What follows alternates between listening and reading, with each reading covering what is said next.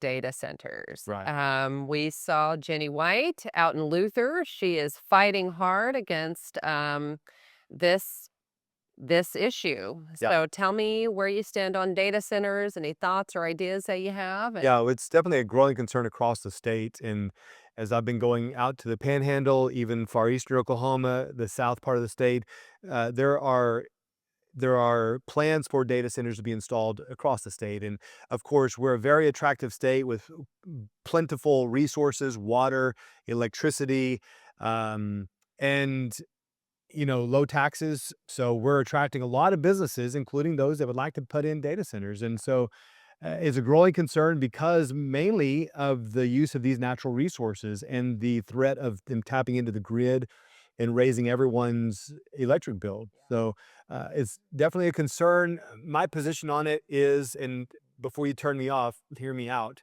is uh, AI is like the internet when it was first introduced. Yeah, It's here, it's not going away. yeah, It's already so rapidly and aggressively integrated into almost everything we do already. And it's only going to increase. And I agree with President Trump that we need to be on the front edge of this yeah. and we need to stay ahead of China and all the other countries that are looking to develop this same technology. And the way you have to do that is these data centers that provide that infrastructure to facilitate that. Um, I don't like a futuristic vision of Oklahoma where you have solar panels and data centers as opposed to wheat pasture and cattle. I want to prioritize our farming and ranching and our land and preserve and protect that and our natural resources. So I think if we're not careful, we could end up in this very bleak view of our Oklahoma landscape that I don't want, and I don't think anybody else wants. So I think we need to prioritize the proper zoning of these data centers. Make sure they're in industrial parks already zoned for industry. Make sure they're not being plopped down in the middle of neighborhoods or in the middle of cities. So keep them in the right zoning, number one.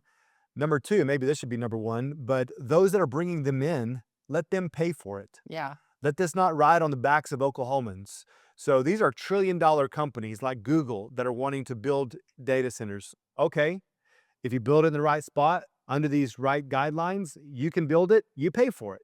That's right. It's not like it's going to produce a massive amount of jobs because probably the jobs they're going to create will be replaced with AI anyway. Yeah.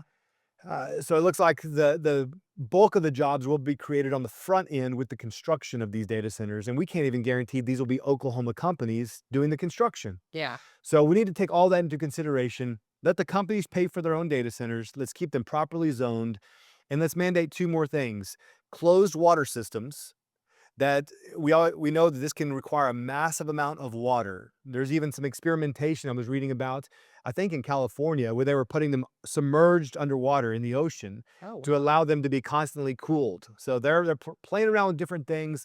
From what I've learned, a closed loop system would ensure that they're not going to constantly draw on water resources. They have whatever they need. It can be recirculated. The water goes into the ground and is cooled, recirculated back up to cool the data center. So I would like to mandate that, not just allow it, but mandate it, as well as mandating behind the meter. This is a provision that was passed last year, and I love it because it allows a company like a data center to build their own energy production system. In Chickasha, down the road from me, that's exactly what they're doing. They're installing a data center, but they're utilizing the behind the meter opportunity to build their own energy production. Um, that could be whatever they want. I mean, whether it's nuclear, solar, wind, natural gas, but it would keep them from tapping into the grid. Yeah. Right now, it's allowed. I would like to mandate that. Yeah. So, with those four provisions, the proper zoning, making the companies pay, the closed loop cooling system, and the mandated behind the meter energy production, I think that we can invite them in and we can still stay on the leading edge of this technology. I think that's a great solution. And I think there's probably other solutions out there if we get There are.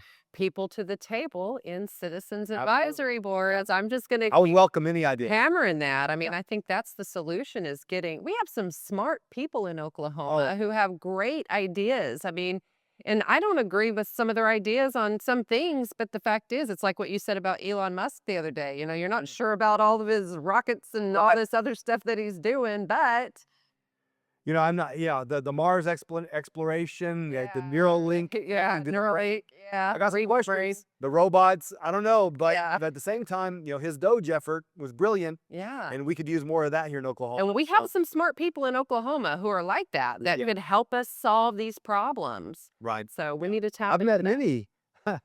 many, many people Yeah. much smarter than I that are nuclear physicists, Yeah. electrical engineers, and I'm like, hey, you tell me what we need. Hey, we have at least one rocket scientist working on the campaign, so we've got some smart people.